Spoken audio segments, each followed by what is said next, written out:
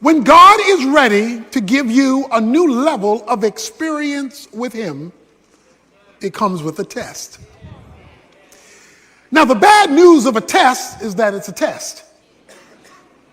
The good news of a test is that it's preparation for a higher level. And you can really know when God is ready to really move you to the next level, because it will be a final exam. In other words, it'll be a major test. Now, we get minor tests, little pop quizzes along the way. But then everybody gets hit with that whopper. That test that seems like it'll knock you over. It's a major exam, because God is ready to move you to a major level. So today we want to look at the test of faith. Abraham's final exam. The author of Hebrews tells us that it came when God asked Abraham to offer up Isaac, which took place in Genesis chapter 22. So what he talks about in Hebrews 11 actually took place in Genesis 22, this final exam. He is told to offer up Isaac, who was the promise. So here's when you know it's a major test, because you're getting ready to have a major promotion to a whole nother level. You know it's a major test when it calls for something significant in your life and at the very same time makes absolutely no sense at all. In Genesis chapter 22, where the story is unfolded for us in that chapter in detail, God tells Abraham these words. He says to Abraham in Genesis chapter 22, now it came about, verse 1, after these things that God tested Abraham and said to him, Abraham, and he said, here I am. And he said, take now your son, your only son, whom you love, Isaac, and go to the land of Moriah and offer him there as a burnt offering on the mountain of which I will tell you. That made no sense. How do you worship God when God is doing a number on you? How do you worship God when he has disappointed you? How do you worship God and go to the altar when you believe he has failed you? God, how do I go to church today? It says, I don't feel like worshiping today. Not in light of what you're asking of me, demanding of me, instructing me, calling me to do. Because what you are asking is too deep. But it says Abraham got up. There's another thing you need to observe. It says, get up and go to the mountain, to the place I will show you. He had to obey without all the details. I will only give you more details when I see you moving. See, one of the reasons that we do not see more details from God is he can't get us to move from where we are. Faith is measured by movement. If there is no movement, there is no faith, no matter how faith-ish you feel. So it says Abraham got up. And now the plot thickens. When he gets up, I want you to keep this verse in mind, verse 4. I'm just going to read it right now. We're going to pick it up in a minute. Verse 4 says, on the third day, Abraham raised his eyes and saw the place from a distance. Let me read verse 4 again. Verse 4 says, on the third day, Abraham raised his eyes and saw the place from a distance. Somebody say third day. On the third day, Abraham raised his eyes and saw the place from a distance. He tells the young men, the servants who help carry the load, y'all stay here. I and the lad will go up and we will worship and return to you. Oh, wait a minute now. Abe, God just told you to go kill him. Abe tells the boys, I'm going up here to worship. You boys stay here. Me and Isaac, we're going up here to worship. And when we finish our church service, me and the lad will come back. Oh, wait a minute now. God just told you to kill him. Y'all stay here. I'm going up here, take care of what God told me to do. And when I finish what God told me to do, me and the boy will see you afterwards. But God told you to kill him. So what you mean? We coming back to see you afterwards. See, when you're called to faith, you got to speak the truth in the midst of the contradiction of the circumstance. Hebrews 11 says the reason he said that was because he believed God was even able to raise the dead. That's what Hebrews 11 says. So if I obey you, God, and do what you told me to do, and at the same time believe your promise that you're going to work through Isaac to make a great nation, then I also have to believe, since you don't contradict yourself, that if I do what you tell me to do, you got some kind of miracle you're planning to bring me and this boy back here again. But what made him speak that? Where did this faith confidence come that God could raise the dead? Well, you recall, Sarah's womb was dead. And Abraham couldn't function no more at 100 years old. And God created a hookup. And the miracle baby of Isaac was born. He had seen what God could do in raising a womb. So he figured the same God could raise a son. So when God calls you to a major exam, don't forget what he did in the quizzes. Don't forget what he did yesterday when he moves you to a bigger challenge tomorrow. Because if it's bigger today than what he did yesterday, it's because he's moving you to a new grade level, a higher experience with him. And so they make their way to the place that God said. So Abraham now is talking to Isaac. Isaac says to his father, my father, verse 7 of Genesis 22, here I am, my son. He said, behold, I see the fire, I see the wood, but I don't see the lamb.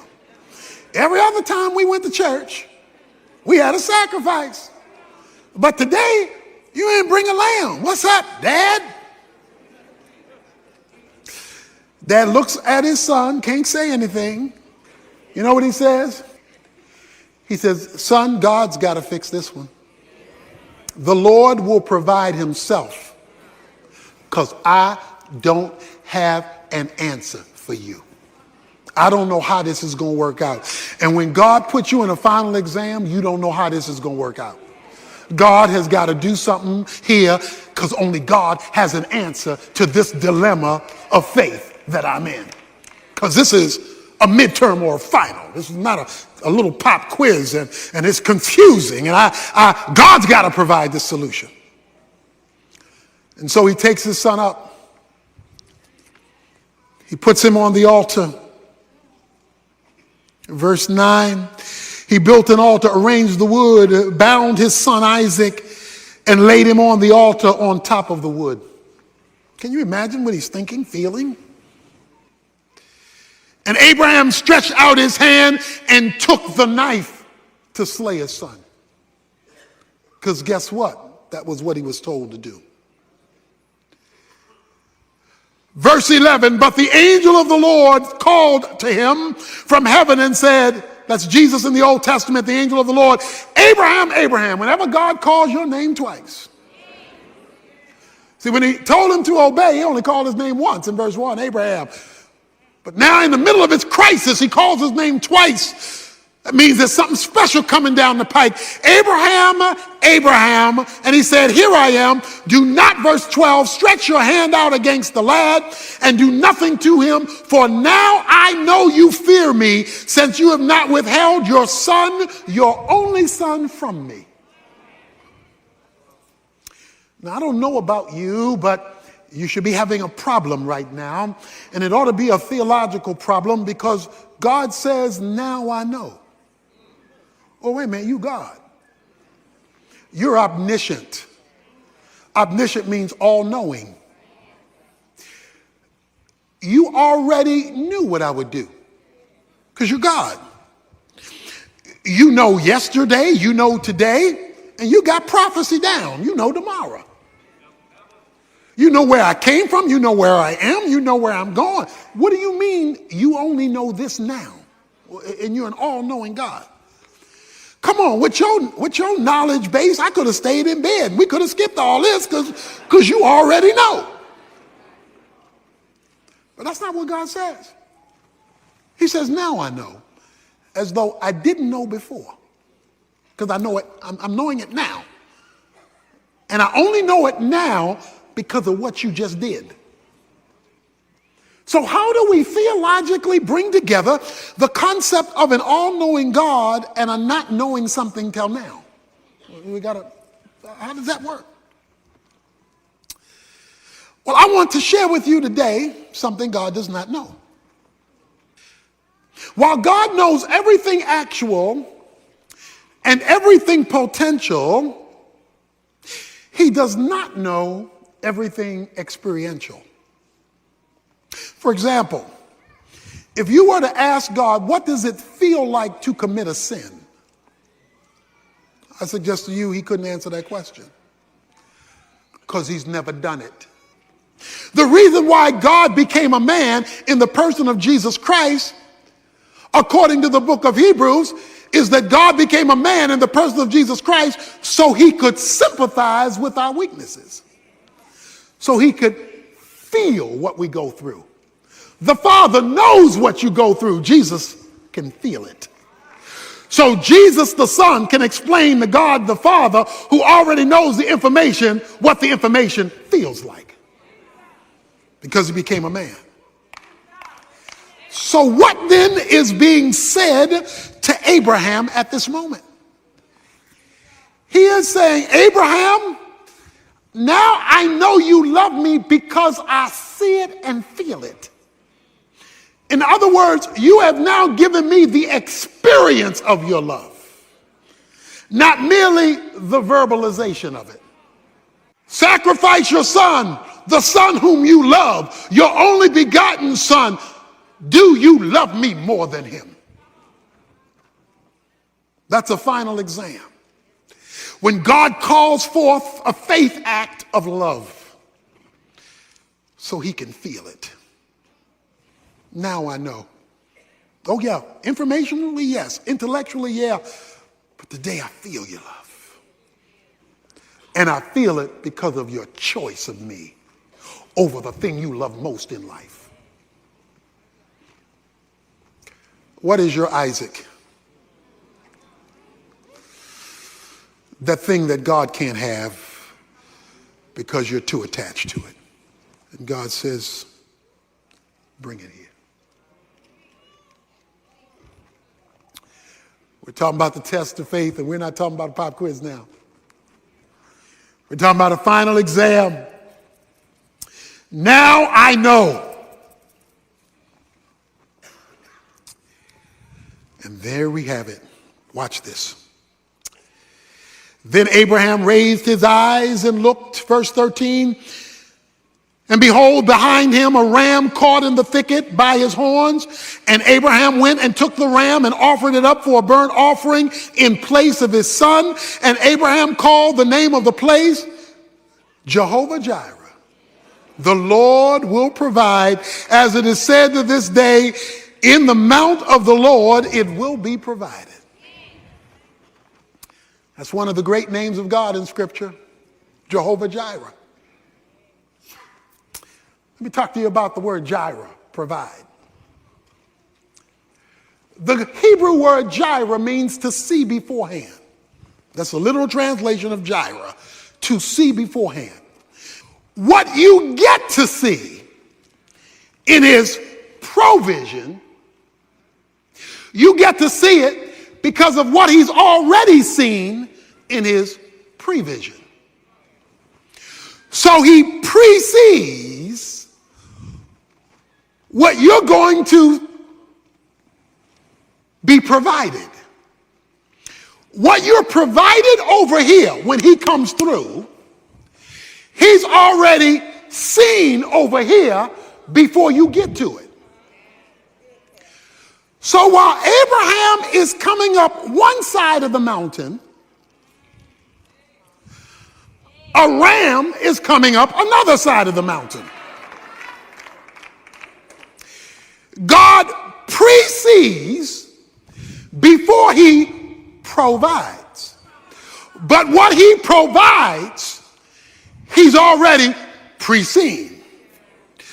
So you're going to be the surprise one, and not him, because when you're shocked by what he provides, it's only going to come because of what he's preceded.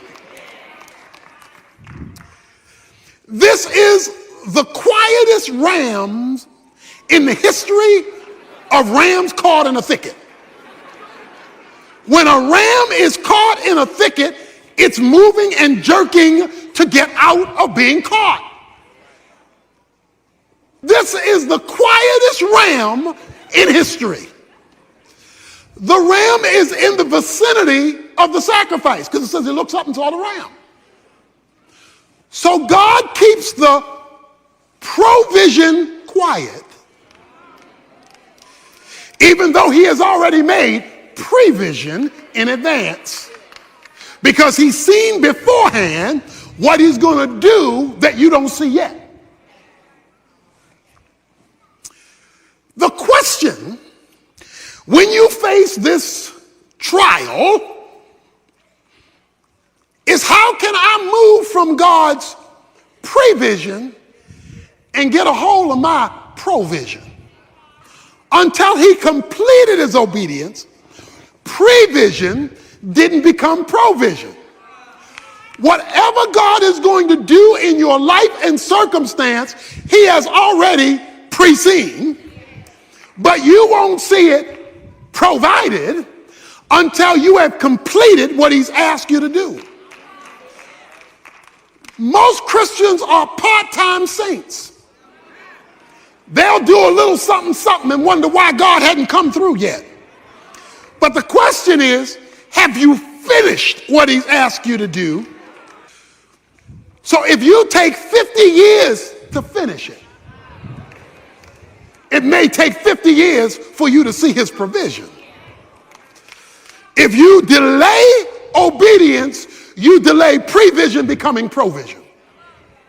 And in James 2, when it talks about faith, it says, by faith, Abraham was justified by works when he offered up Isaac, and he was called a friend of God because he was willing to believe God against the backdrop of the ridiculous.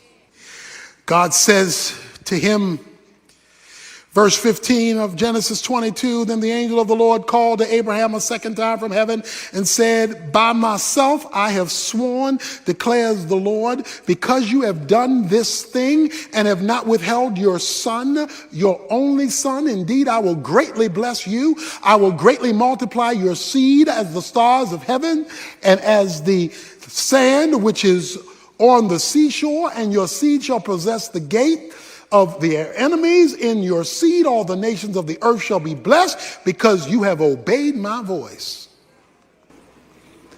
He says, Abraham, I got it now.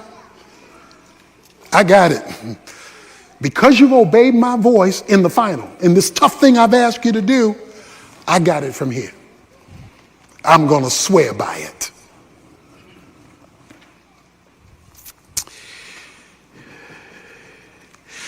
The good news here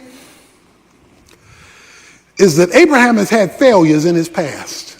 He's blown it a few times over these 25 plus years. God just gave him retesting. Some of us are here today and we've been retesting. God says, I'll wait till you pass. Because I want to give you an experience with me. You want the provision. I want the experience. Give me the experience of your commitment and I'll show you what I can do with rams caught in the thicket, waiting to move when I tell it to.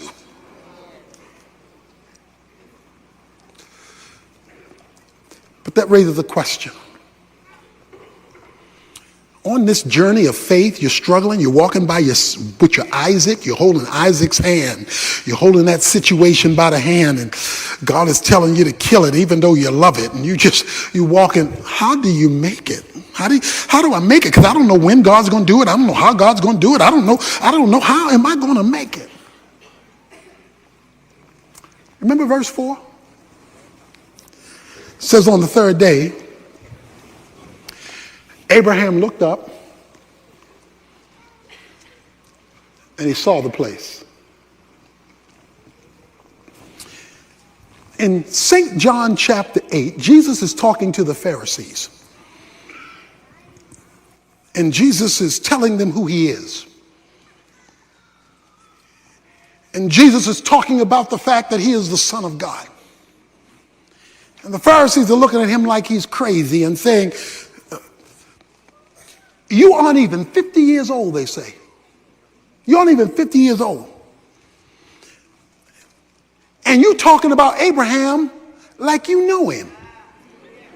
You're not even 50 years old. What are you talking about Abraham? And Jesus said, before Abraham was, I am.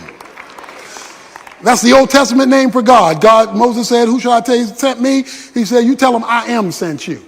That's the name for Yahweh. So Jesus says, before Abraham was, I was God. Okay? In fact, Jesus goes on to say, in the last few verses of John chapter 8, he says, watch this, Abraham saw my day and was glad. Genesis 22 verse 4. Abraham is on his way to Mount Moriah. And he looks in the distance and he sees something. Jesus in the New Testament tells us what Abraham in the Old Testament saw. Jesus said, Abraham saw my day. What day did Abraham see? Let me tell you a little secret. Mount Moriah is located a few hundred yards from Mount Calvary. There are just a few hundred yards that separate Mount Moriah from the hill of Golgotha. Jesus said, Abraham saw my day, and he smiled. So Abraham is walking to kill his son, looks up and goes, yeah. He says, Abraham focused on me. And while he kept his eyes focused on me, that's why Hebrews chapter 12, verse 2 says, looking unto Jesus, the author and finisher of your faith. It says, while you're on your journey, in your final exam, keep your eyes on Jesus. Because if you'll focus on Jesus, he'll get you up the mountain of your exam until you pass the test. Don't look at people, they'll discourage you. Don't look at circumstances, they'll flip the script. He says, keep your eyes on Jesus as you obey God, because when you keep your eyes on Jesus, he will sustain your faith until you reach the finish line of your test. When you're in doubt, look at Jesus. When you're afraid, look at Jesus. When you're unsure, look at Jesus. When you're tempted, look at Jesus. When you failed, look at Jesus. When you're frustrated, look at Jesus. When you don't think you can make it, look at Jesus. Keep looking at Jesus, because if Abraham could look at him in the Old Testament and he hadn't even come yet, how much more should you and I look at him now that he's come, died, and arose, and it all happened on day number 3. We're introduced to Naaman in verse 1 of 2 Kings 5, where we read, now Naaman, captain of the army of the king of Aram, was a great man with his master, highly respected. Because of him, the Lord had given victory to Aram. The man was also a valiant warrior, but he was a leper. This man's resume was impeccable. Everything about him said success. Like a 5-star general, he led the army, and he was very successful in battle. They viewed him as a great man. He was highly regarded in society. It says, but he was a leper. Leprosy in biblical days was a skin disease.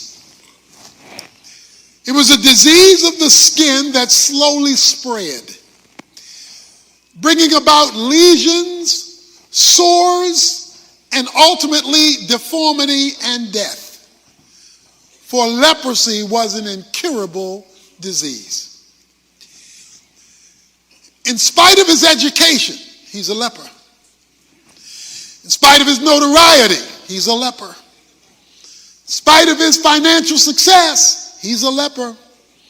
In spite of rewards, plaques, accolades, and recognition, he's a leper. Because leprosy affected all of you, things are popping out on your skin, they're eating your skin away, slowly and surely, you know something's wrong with him. It not only affected Naaman physically because of the breakouts all over his skin that was eating his flesh alive, it affected him relationally because leprosy was a communicable disease. It was contagious. So if you got too close to him, you could catch it. And so you were, as the disease progressed, you had to stay away from him so you would not also become a leper. That meant he couldn't interact normally with his family or friends. After a while, it would be too dangerous. And that's why you even see in the Mosaic Law, when a person with leprosy came around, they were told to say, unclean, unclean. They were castaways after a point because they were dangerous. This man was a leper. Something so wrong that it messed up everything that was so right. And there was no cure. It was incurable. So he is both simultaneously a captain, a conqueror, and a castaway. Most importantly, leprosy is tied to something going wrong spiritually. This man, with everything right, has one thing wrong, messing up all that is right. What is your leprosy? What is that one thing in your life that is messing up all the good stuff going for you? Maybe you're successful in your career or with your finances or with your educational achievements. Maybe you can hand out a resume that is impressive, but there's that one thing that you dare not put on it. Because it's just messing you up. It's keeping you up at night. You cannot function like you should be able to function. Because there is this leprosy, this incurable situation you can't fix. That was Naaman's reality. That was his scenario. He had the but phrase, but he was a leper, the footnote on his life, affecting everything. Well, we're told in verse 2 that in one of his battles, he captured a little slave girl. The slave girl from Israel went to Naaman's wife, her mistress, verse 3, and says, I wish that my master were with the prophet who is in Samaria, then he would cure him of his leprosy. She told Naaman's wife, if we could get your husband, my boss, down to Israel to the prophet Elisha, I believe Elisha could change his leprosy situation. She was a little girl. She was a nobody in terms of her position in life and her age in life, but she knew somebody. She had a hookup and a connection that could change this man's world and this man's life. So Naaman goes to his boss, the king, and says, this little girl told my wife, who told me that I may be able to get my problem solved by the prophet in Israel. So the king, watch this, the king of Aram, verse 5 says, go now, and I'm going to send a letter to the king of Israel. He departed, he took with him 10 talents of silver, 6,000 shekels of gold, 10 changes of clothes, brought them to the king of Israel. And he says, I've sent Naaman my servant, verse 6, to you, that you may cure him of his leprosy. Well, wait a minute. That's not what the little girl said. The little girl said, there's a prophet in Israel that can cure his leprosy. The problem is, Naaman went to the federal government. Naaman went to the king and says, King, government, I hear there's a solution in Israel. What you think? The government said, king said, I'm going to give you some money, and we're going to throw a budgetary solution to the problem. We're going to fund your deliverance. And so she gave him over $1 million, if you would put it in today's dollars, 10 changes of clothes, and we're going to buy your solution. You better have somebody in your life. They may not have name and they may not have notoriety. A little slave girl who knows somebody who knows somebody who is able to bring you to a divine deliverance, because we've already said leprosy was incurable. If he could have fixed it, it would have been fixed. If you could have fixed it, it would have been fixed. So he uses power, government. He uses money to solve the problem. So the king sends to the king of Israel and tells the king of Israel, I'm paying you off to fix my captain's problem. How does the king of Israel respond? Verse 7, when the king of Israel read the letter, he tore his clothes and said, am I God to kill and make alive, because it was a life and death sentence, leprosy, that this man is sending word for me to cure a man of his leprosy? But consider now and see how he is seeking a quarrel against me. While Elijah hears about the king tearing his clothes, because Naaman went to the king at the instruction of his master, because his master is listening or has the wrong approach. And Elijah tells the king of Israel, send Naaman to me. Send him to me. Okay, so now it's going to get gooder. I mean, it's real good. Verse 9, so Naaman came with his horses and his chariots and stood at the house of Elisha. He knocks on Elisha's door. Verse 10, Elisha sent a messenger, but Naaman was furious, ticked off, mad, and went away and said, behold, I thought, I'm coming back to that, he will surely come out to me and stand and call on the name of the Lord his God and wave his hand, hocus pocus, over the place and cure the leprosy.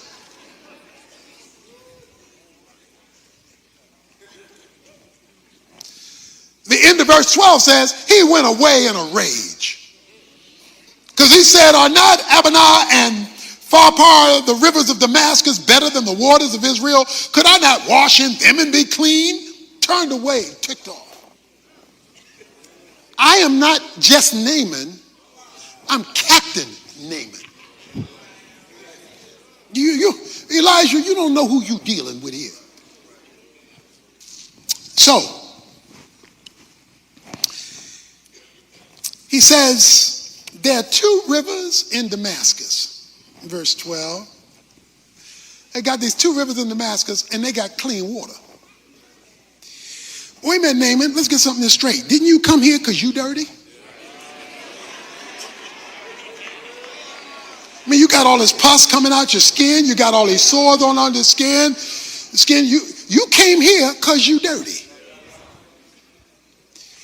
So watch this. The reason why Naaman had issues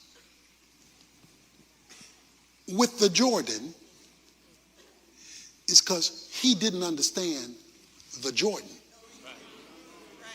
See, for him, it was a dirty river. But for Elisha, it was the place where God did miracles. It was Joshua with the priest stepping in the Jordan that let the folk flow over on dry land. It was Elijah and Elisha at the Jordan where miracles took place. If he only understood the Jordan, then he would have seen more than mud and more than dirt. He would have seen that's the place where God shows off. But see, if you don't know where God shows up, you're going to bring your edumacation. You're going to bring what your professors say and think. You're going to bring what the world's perspective is. Well, if it was that good, you wouldn't be incurable. It would have been dealt with a long time ago. Yeah, God lets us be in situations that no man can fix, so that you got to deal with him on his terms. So his servant comes to him and says, verse 13, my father, had the prophet told you to do some great thing, give him another million, give him this, give him that, would you not have done it? How much more than when he says, go wash and be clean? If he'd have given you something hard, you'd have gladly gone and done it.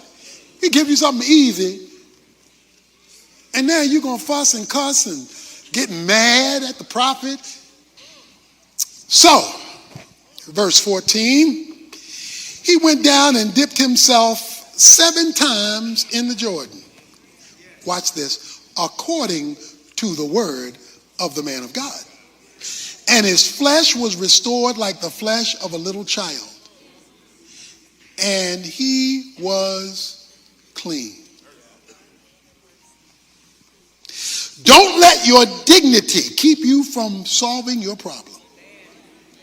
Until obedience has been completed, you cannot expect a supernatural incursion into your circumstances to calm it, correct it, and reverse it to whatever level the sovereign will of God will allow for. What you and I must do is stop arguing with God's word. What is your leprosy? I want to tell you now, related to whatever deliverance God is going to give you for that thing that will not go away, that until you adopt, we adopt radical obedience. That's obedience to the end.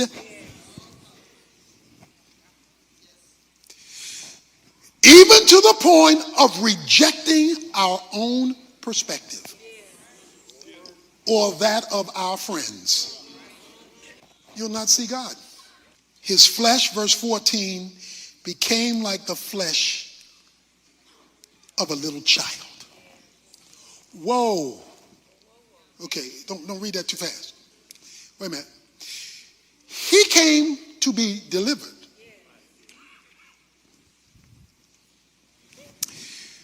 He came up the 7th time. Not only was he delivered, but God took him all the way back to babyhood. He got delivered and restored. God reversed that thing. It took him, this is a grown man, and it took him to the day he came out of his mother's womb as a child or an infant. God is so powerful. Not only can he cure what's been a problem for years, he can take you back before it was a problem at all. That's called exceedingly abundantly above all you can ask or think. It says, he's saying, heal me. God says, I'm going to make you like a little baby. He was healed physically, but he was also healed spiritually. How do I...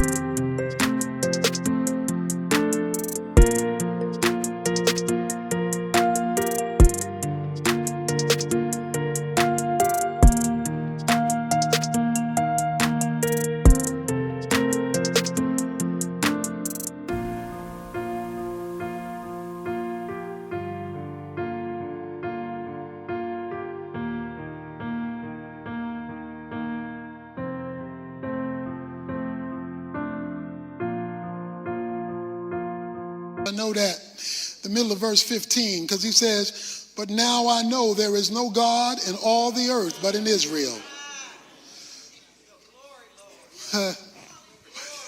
Oh, now I know. Okay, my man had changed his statement. A few verses earlier, he said, I hope that his God would deliver me. But now, Elijah's God has become Naaman's God. Why does God leave you in an incurable situation? Leave me in an incurable situation? Leave us in an incurable situation so we can get around to finding out who God really is. He doesn't just want to be your buddy. He doesn't want to be just another guy. He wants to show you when he shows out and shows off, he's in a class all by himself. Now I know that there is no other God except the God of Israel. Verse 17, if not, please let your servant at least be given 2 mules load of earth. For your servant will no longer offer burnt offerings, nor will he sacrifice to other gods, but to the Lord. Ooh. He said, watch this. The dirt I didn't want to go down in, Jordan, I want...